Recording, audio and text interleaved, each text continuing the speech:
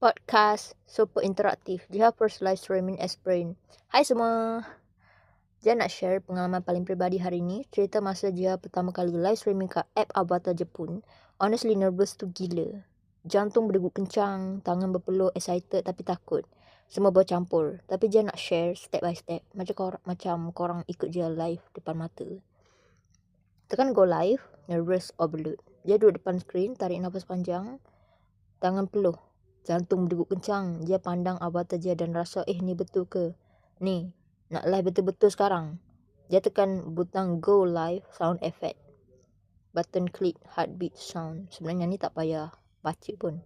Degupan jantung dia macam nak keluar dari dada. Dia takut orang judge suara dia. Takut orang fikir dia catword. Tapi dia kata dalam hati just be Jiha. Cukup. Start cakap. Nervous tapi push diri. Bila dia mula bercakap, slow je, kadang tersasul, kadang tergelak sendiri. Sebab rasa malu. Mulut kering, tangan peluh lagi. Tapi dia terus bercakap. Kadang dia cakap seorang-seorang, gelak sendiri ala Jiha ni. Tapi tiap minit yang dia survive, hati dia lega sikit. First chat dan connection dengan penonton, tiba-tiba muncul chat pertama. Hai Jiha. Hati dia rasa ringan sikit. Nervous tu masih ada, tapi rasa happy mula masuk. Lepas tu ada lagi yang masuk emoji gelak sama-sama dengan dia. Dan dia rely mereka datang sebab mereka suka dia. Bukan sebab perfect. Atau banyak viewers. Just sebab Jiha real. First followers dan first donor, hati hangat. Follow pertama masuk Jiha rasa wow. Lepas tu muncul donor pertama. Jiha terkejut tapi hati rasa hangat dan gembira. Semua numbers tu hilang sikit demi sikit. Dia sedar benda ni bukan pasal number, tapi connection. Connection yang buat dia rasa dia belong. Ada yang tulis komplimen dia. Suara dia cute, gelak dia comel. Avatar dia menarik. Dia senyum seseorang depan skrin. Akhirnya dia rasa boleh jadi diri sendiri. Tapi takut di judge. Feeling tu speechless. Dia boleh explore vibe dia, gelak macam dia nak, cakap macam dia nak.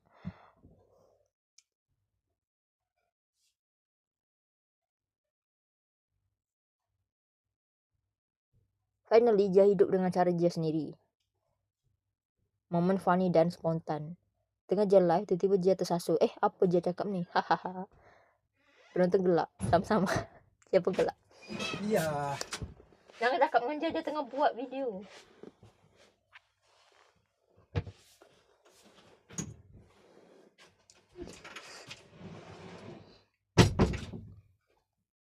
Dia pun gelak. Semua nervous hilang. Sekejap, perasaan tu best gila.